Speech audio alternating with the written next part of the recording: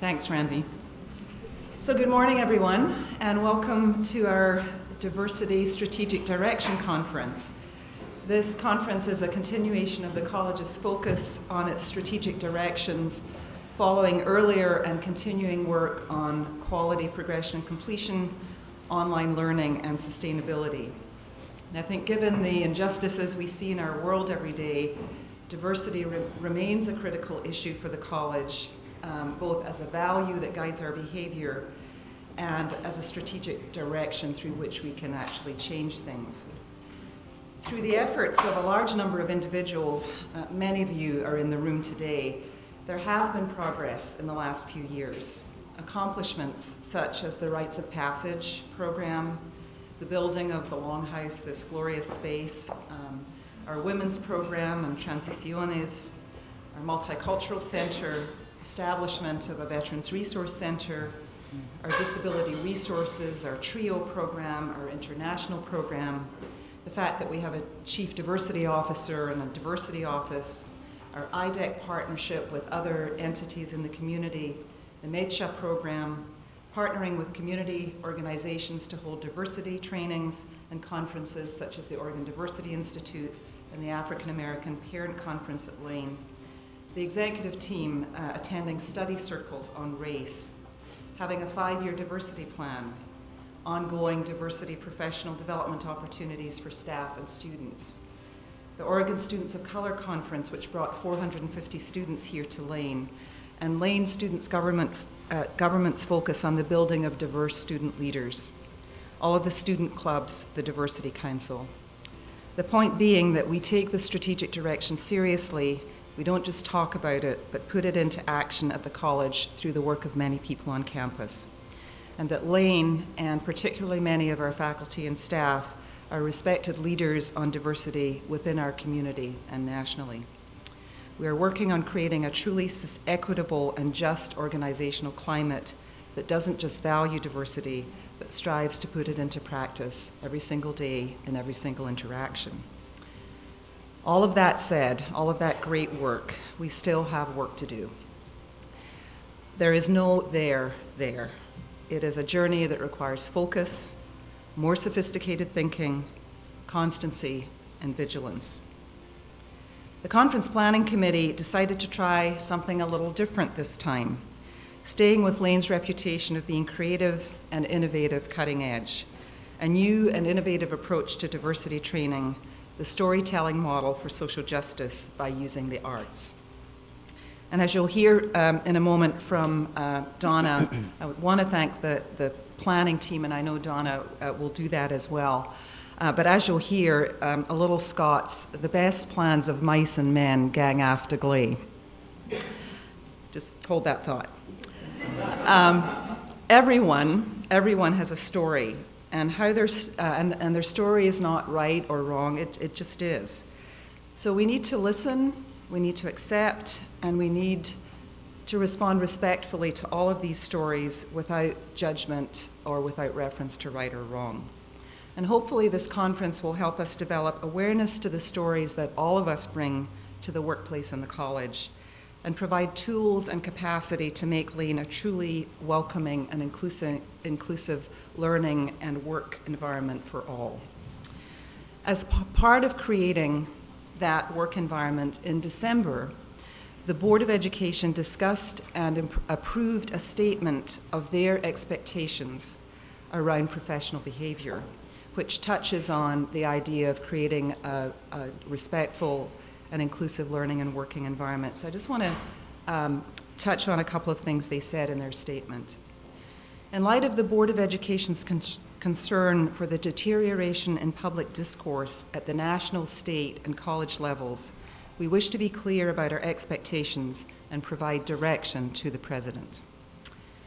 1, we recognize everyone's right to free speech.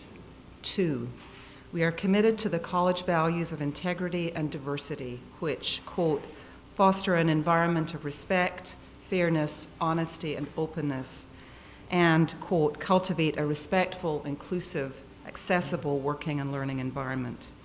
We take seriously our responsibility to assure civil dialogue that reflects Board Policy A100 integrity that is demonstrated by conduct that is honest in word and actions and promotes respect, fairness, and openness. We expect that everyone take responsibility to exhibit professional behavior that reflects college values and board policies. We expect communication at all levels of the college and at the board table to be civil, respectful, and professional. We expect the focus to be on issues, not individuals, and we will not tolerate personal attacks on specific college employees. And then they directed me to consider an initiative that calls Lane employees to develop, participate in, and model systems that promote respectful and professional communication. So that is the board's expectation, which I think fits beautifully into our college value and our college strategic direction. I do think it is time for all of us at Lane to take our work around diversity to the next level. Yes, we need to learn from the past, from the stories that each one of us brings. We must listen and respect these stories and the people who tell them. But these old stories should prepare us to create a new story of inclusive excellence, a new story that we can begin today and tomorrow and the day after that. A new story that embraces inclusion in workforce development and training and preparing students to transition into a multicultural workforce and marketplace. I could tell you lots of my own stories, but just let me be brief. I am white. I am a white woman. I am the one with the funny accent, not the funny accent from Somalia or Mexico or Bahrain, but the funny accent that everyone loves. Is that because so many people say they are half, 1/4, 1/32 Scots, so somehow it's more acceptable? I'm a teacher, a mother, a former wife, an immigrant, an artist, a leader. I'm working class, a first-generation college student. I'm aging, gracefully I hope, but I did resent it when I got the AARP card in the mail. I remember saying I had never experienced sexism. How naive. I didn't know enough to understand sexism or classism. I remember saying to someone that traveling on the tube in London, it wasn't really that dirty, until I bought a beautiful winter white coat and one day looked down and saw the dirt in the creases of my coat. Insidious, pervasive isms creep up on you like that. I am abled, hearing, seeing, speaking, touching, and feeling. I am healthy in body, spirit, and mind, although people may disagree about the mind part.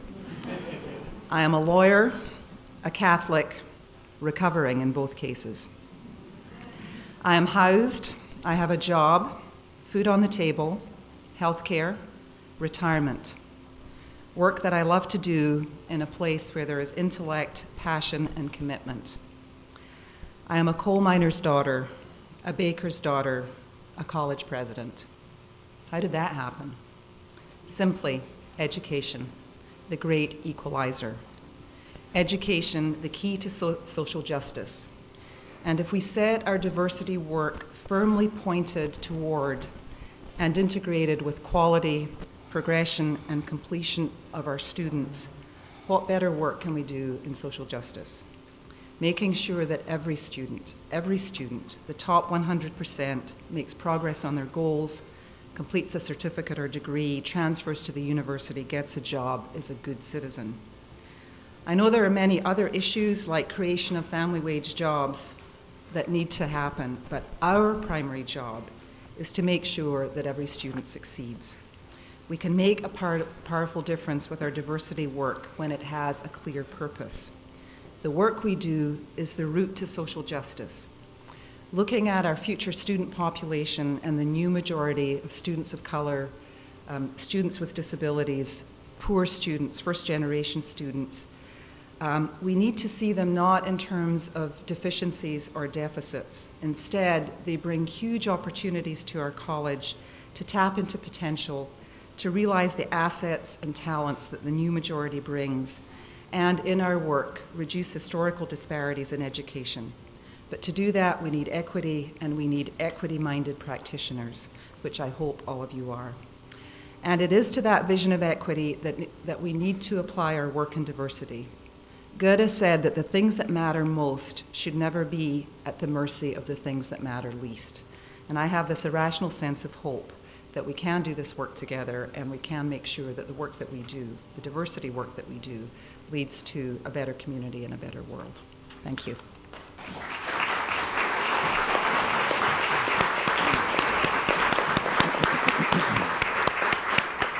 Thank you, Mary. Before we get started, I'd like to just take a few minutes to thank all of those who've helped to make this conference possible. Without all their hard work, we wouldn't be here today. I'd like to thank the conference committee, Elizabeth Andrade, Jill Bradley, Dennis Carr, Sonia Christian, Barb Delansky, Greg Evans, James Ferrendo, Jim Garcia, Helen Garrett, Mark Harris, Nancy Hart, Michael Somino, Elise Stone, and Ruby Woodworth. I would also like to thank there was a planning subcommittee that designed the events today, or were responsible for the events today. And those individuals were Greg Evans, Jim Garcia, Ruby Woodworth, and I was also on that committee. There were also several other departments and individuals throughout the college that have helped to organize this conference, and without their help, we wouldn't have been able to pull this off. So I'd like to just take a minute and thank them as well. Brad Henson, Dean Middleton, and all the IT staff for the audiovisual and the streaming today and the online registration. We really appreciate that. Brian Kelly and all the CML staff. Sandy Jensen for helping us with advertising the conference. Roxanne McCauley for handling all the logistics, and Tana Stewart, the webpage, Disability Resources, the Multicultural Center, and the Women's Staff Program for helping us secure students for the panels, printing and graphics staff, and of course, President Spilde for her wonderful introduction and continued support of diversity here at Lane, and for the Longhouse staff for allowing us to be in here, and Stan Taylor for moving his class this morning so we could be here and in this beautiful building.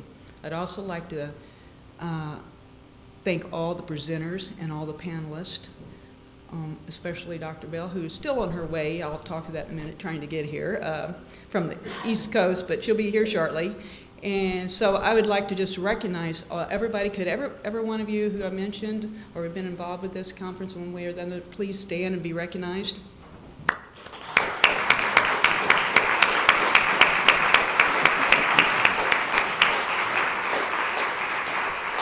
We'd also like to thank all of you for coming here today, and also all the people that are watching this via stream. I know Florence, there were several people from Florence that were going to come, but they're unable to get here, so we appreciate them streaming.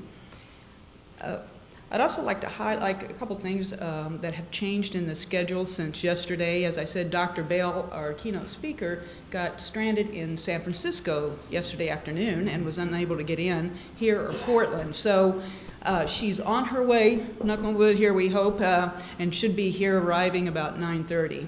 So we've had to adjust the schedule a little bit to accommodate that. We'll still be presenting everything and doing everything that's on the agenda, but we're going to move a couple things. Jim Ferrendo is going to go on at 9:15 when Dr. Bell was supposed to be here. And then Dr. Bell, when she gets here, she'll then go ahead and go into her keynote speech probably about 10:30. And then we'll have the students will be here for the panel at that time. So we apologize for that. We worked hours, and our travel agent worked hours trying to get her in last night, even to Portland, but we couldn't make it. She couldn't make it. A couple other things I want to point out real quick is that we'll be having lunch here. It will be in the Hall of Honor, which is right back here. It'll be a multi-ethnic lunch is what we're calling it. If you've never had sweet potato pie, you're in for a real treat. So we hope you stay for that. Then after lunch, we've changed the schedule a little bit. Mark Harris will be doing his presentation during that time rather than this morning, because the students can only be here from 11 to 12, so they have class. Then at 2 p.m., we'll be moving the conference over to the Center for Meeting and Learning, which is Building 19, for the concurrent sessions. And those will begin at 2:15. And we'll also then have our closing session there in the auditorium in room 226. There'll be refreshments outside all that time outside the auditorium there in the lobby. So we hope that you will be able to join us either here today or the CML are streaming.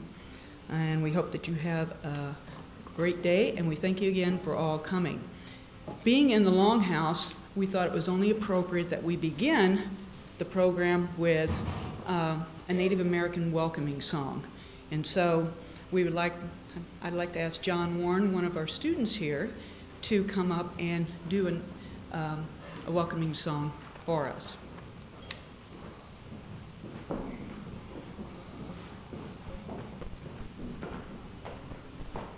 Thank you. I'm highly honored. Honor and a privilege. Butterflies. My elders teach me that that's my spirit rising to the occasion, so we'll see. Hey,